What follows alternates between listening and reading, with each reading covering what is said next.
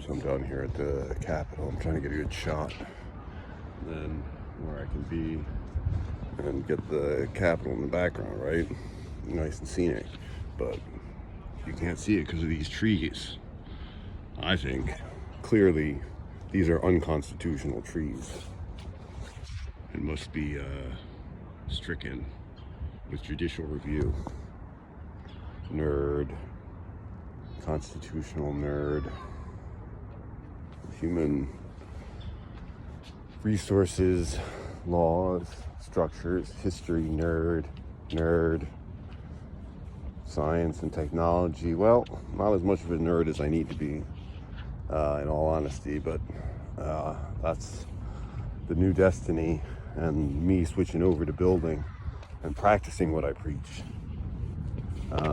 which is that we have to get back into building and doing things physically ourselves, figure out what to do with AI, because I mean there's a lot of things that can be automated, and it would be very difficult if we automated everything we can automate even today, to keep an employed workforce.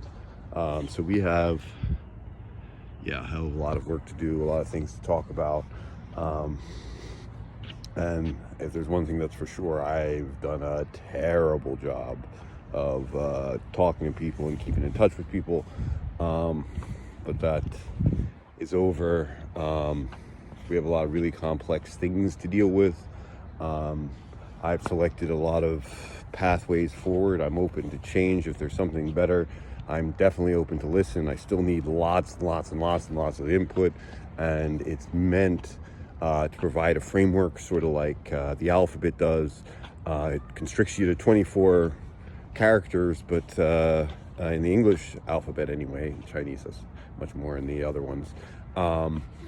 But I mean, all the plays of Shakespeare and all of the literature and all of the movies, they're all done with, those 24 characters. So there's ways in which you can kind of make building blocks that people can build off of, and that's what we want to kind of do, and do that with both the money that's in that place that is, supposed to go to help the American people, and to update our infrastructure and our economy.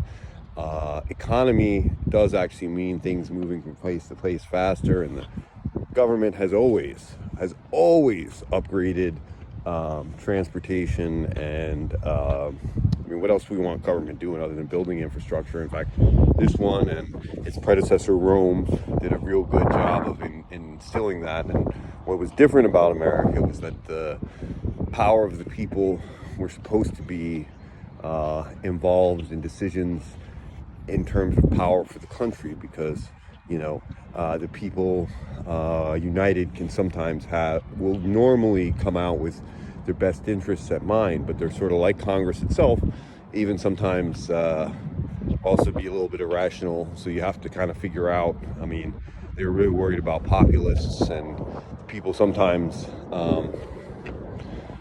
getting a little crazy, or just not knowing enough about what's going on. And that's definitely happened here. I mean, there's a lot of things, a lot of risks that are happening because, this place, its government has, let things go on because of money, but it's a misunderstanding. Money comes from here. It's the largest source of money that's ever happened in the history of the world. So for them to be, so consumed with outside money is a terrible thing. I think that there are a lot of good people who are trying to do good things, who are smart, but if you have these group mindsets, like sometimes, while incorporating can produce great power, sometimes it also produces great evil, and certainly republics themselves. I mean, Hitler was elected by the people. Sometimes produces even worse things because, when you deal with foreign populations, like America, like Israel, when you're a democracy, if you let in foreign populaces, they get governing power. So you can't really integrate them as they are. So it leads to all kinds of terrible things because people don't want to give up their power, but they want, and it's reasonable to have rules and keep your own system for sure, but not to the point of grinding down other people. That kind of stuff has got to stop. That's un-American. I say stupid things like, I want truth and justice to be the American way. And I mean it. I went over to see these guys. I don't know if you've ever heard of them. It was Supreme Court. And there's answers that the people need. The Congress isn't even apportioned right. It hasn't been apportioned right in 156 years since the Civil Rights Amendments were passed. Congress passed constitutional amendments. It's 14.2. But 14.2 amends on to Article 1, Section 2, which means that since the Civil War, Congress and the entire United States government has not constructed Congress correctly or in conjunction with the Constitution of the United States of America, clearly written, and actually not so clearly written. In fact, it should be appended. You have to write it down, the legally active version. They took out parts, and you still have you have to try to figure out which parts they didn't take out, and they did take out, and you have to put it together like a cryptogram puzzle. You need a legally active version of the United States Constitution for us to work off of. It's a lot easier to obey a set of rules you can clearly read. But that needs to be in the people as well. The people have to know the Constitution. When's the last time you read the Constitution? I hadn't, I've been doing this for years and years and years, and still sometimes I don't go all the way through the Constitution. But nevertheless, there's 10 million Americans, birthright American citizens, the people of Washington, D.C. themselves, not really Washington, D.C., just the District of Columbia, because Washington's not a real place, doesn't exist on the map, really. The citizens of the District of Columbia, the people of the Virgin Islands, the people of Guam, Marianas, American Samoa, and I feel like I'm forgetting somebody. Puerto Rico. Yeah, Puerto Rico. Whoa, Puerto Rico. Oh. They don't have voting representation. That's literally what the Declaration of Independence, the birth of the United States, was fought over. And yet and still, after 100 years, they don't have voting rights. Why? Because Congress, just like state legislatures, and the courts have known this, and then the Supreme Court started, the process of courts helping them out with legislatures, because legislatures just don't apportion well. They do political favors and all kind of other crap that has nothing to do with the law or making sure that the people's rights are taken care of.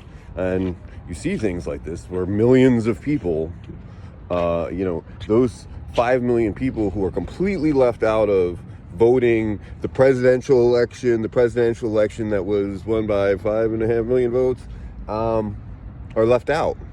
So if you have equal protection under the law, but then you just leave out certain people, and all those communities, those communities that don't have the right to vote are also the only minority communities in the country. You don't have to. So the only places that can't vote are where it's majority minority. I'm kind of racist. In effect, and that's actually what the law is. It's the effect, because you don't want to get into this back and forth. It has the effect of primarily affecting people of color, and then it's only these people. And then also the same thing happened with the Native Americans. And the Native Americans have treaties which are supreme law. They're supposed to be next best to the Constitution itself, and they still don't have a delegate in Congress here again 150 years later. So there's a bunch of things which the government hasn't been doing for more than a century, and it certainly affects the outcome of elections, our leadership, and we can't keep having that. We need to find a way to do things better. We need to demand that, and we need to learn, and you need to learn, and we need to talk. And hardly my fault, but let's keep in touch, and I'll give you some good ideas and some places to start, and you got to do your own research too. I mean, being a citizen is really taking responsibility. If you love America, you're not a candidate. You're not supposed to love candidates. The government is supposed to do things, regardless of what party it is. They take care of America, and they take care of Americans. They take care of the risks to America, and there's a lot of risks we haven't talked about. I haven't even gotten to in this part because I've talked about the Constitution part on your roles in terms of that. And if I can, I hope you'll see me for who I am, and that this is what I want, and I want it for you. And I'm not out of any desire to hold any power over you, but just because certain things have to work a certain way. Laws are there for a reason, and not to make easy decisions. And sometimes those decisions have to be made that are hard. Sometimes if we look at it a different way, the decisions don't have to be hard. They can be easy because the circumstances really don't allow you too much leeway. And sometimes that's kind of a freedom to be kind of forced in a certain direction. So you kind of have to adapt and really innovate and work together with people. We're all people, man. And that's what it's supposed to be. One nation under God. All the people, equal protection. All people are created equal, or at least equal rights to be living amongst out here in the world. My name's Daryl Prince. I got a lot to tell you about and a lot to ask you for. Let's keep talking.